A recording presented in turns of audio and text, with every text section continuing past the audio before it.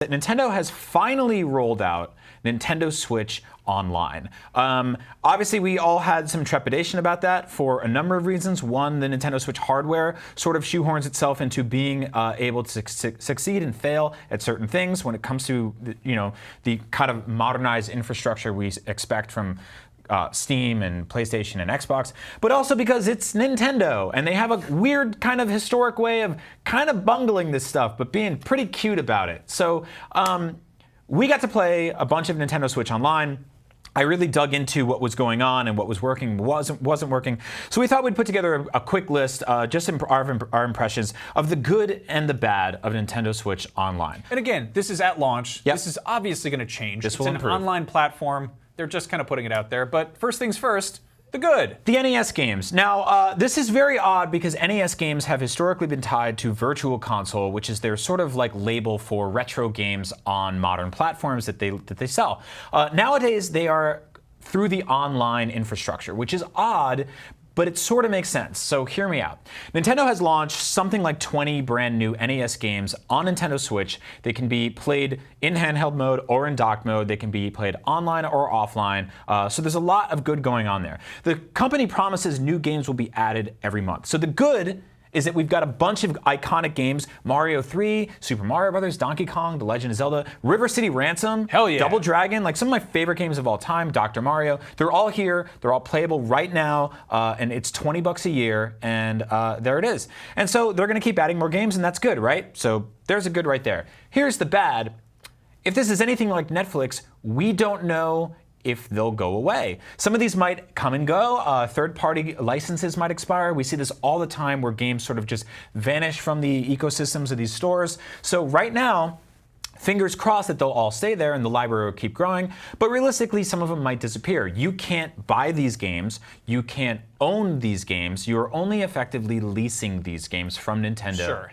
Now, something that's worth noting is that, like, again, this is at launch. Mm-hmm. The fact that there are a bunch of effectively free video games that come with your online subscription, it's kind of awesome. It's pretty cool. Like, you get obviously with Xbox games with gold and then PlayStation Plus stuff, but like to kind of, I feel like the process of buying a subscription to an online multiplayer thing for games is just, it's not really exciting. It's kind of like buying a new console in that it's really a means to do something more fun. Yeah, I will say that like when I signed up for Nintendo Switch Online, if it wasn't for the NES games, there's sort of a moment where you're like, well, what did I actually just pay for? Because if you've been following Nintendo Switch or you own one, you've been playing games online for free since launch, and now they flipped on the pay switch. And so to incentivize that, obviously they gave you NES games. So going on from there, because to me the NES games are kind of the star of the show, which says a lot about their infrastructure. Let's talk about how they control. I will say that they are snappy and fun and easy to play. You can play them with Joy-Cons, which is really interesting.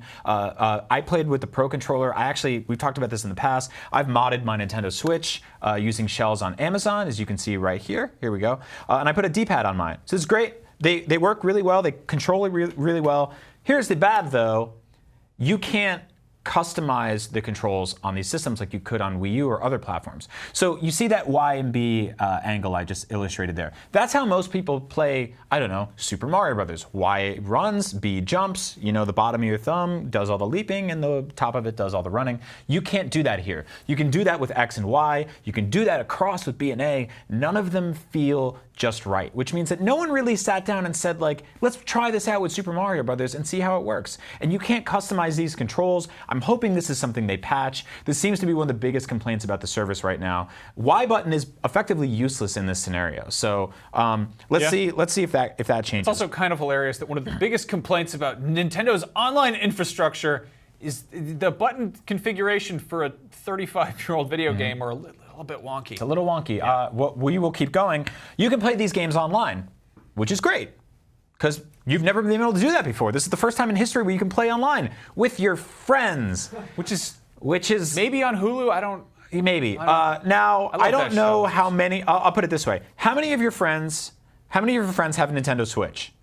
I don't know. 10, 5, 1, 3. One of those numbers, maybe 0. How many of those friends have Nintendo Switch, pay for online, and are online at the same time as you playing an obscure NES game from 35 years ago? way less. So that means you should be able to play with strangers, right? People from the internet that, I don't know, could be fun to play with. Let's check it out. Nope, you can't. So you can't play with strangers. I believe this is a film. I have not seen it. Really, just a great use of images there. Yeah, this is what the Friends cast looks like now. The first pictures you came up with? Like you just searched Friends on Google Images? It's been a morning, man. All right, fair enough. So you can't play with strangers. You can't play with people that you haven't met. So that really limits the amount of people you can try this out with. That sucks. I hope that gets fixed. A lot of people do get catfished through Balloon Fight, though. That's so true. That's a key thing. That's good. Nintendo's looking out. That's a very, very true. Coming up next, we have the display. Now, game display options for NES games online.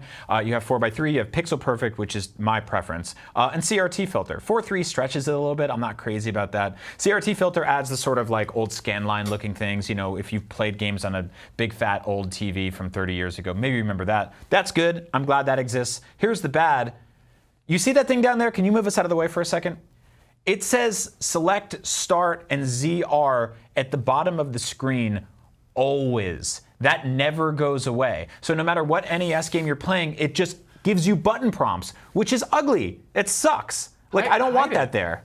Hide it. Give me a button. Use that Y button that you're not using for anything, and let me hide it. Get that out of there. Next, NES controllers. Now, special options is one of the functions that you effectively sign up with through Nintendo Online. One of their first ones that you saw in the Direct recently are NES controllers. They look awesome. They're authentic. They click into the side of the Switch like your Joy-Cons do. They probably have a tremendous battery life. You can only order them if you buy them through Nintendo Online as a subscriber. You can't do it as a 7-day subscriber, but it's an exclusive option for those of you that want it. Great. I love NES controllers. Cool. Here's the bad.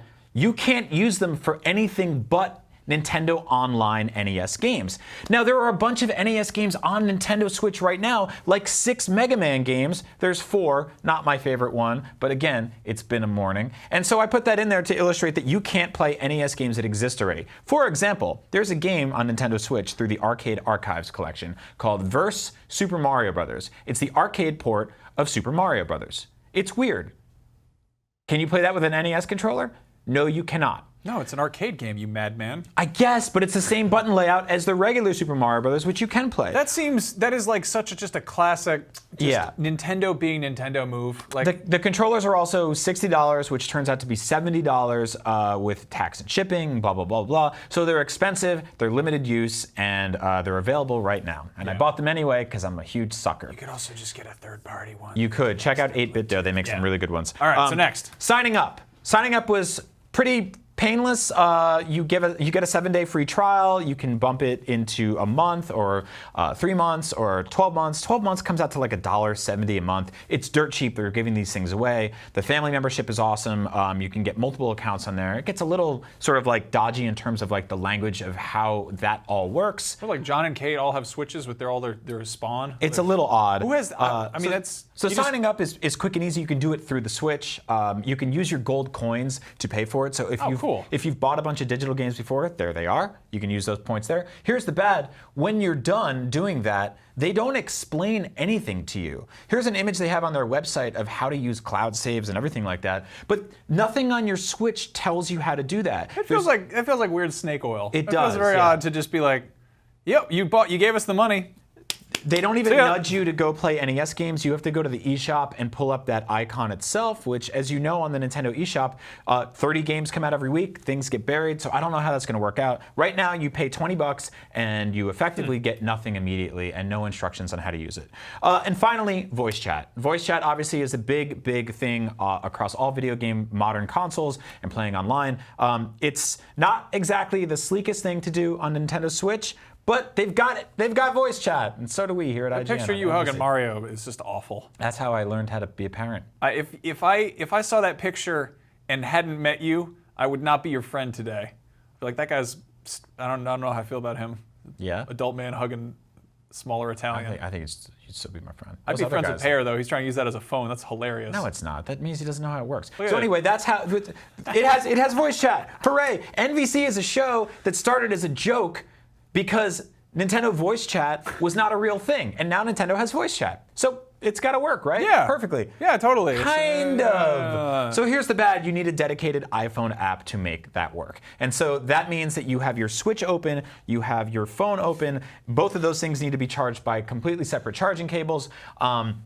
And then there's a tangle of wires that goes into all of that. So that's not the most elegant solution, but it's here and it's growing, and I hope it gets better. So that's Nintendo Switch Online and what we like and what we don't like. Obviously, we'll have plenty more to say about that here at IGN, so don't go away. You know, there's another kind of voice chat on smartphones. It's called the phone.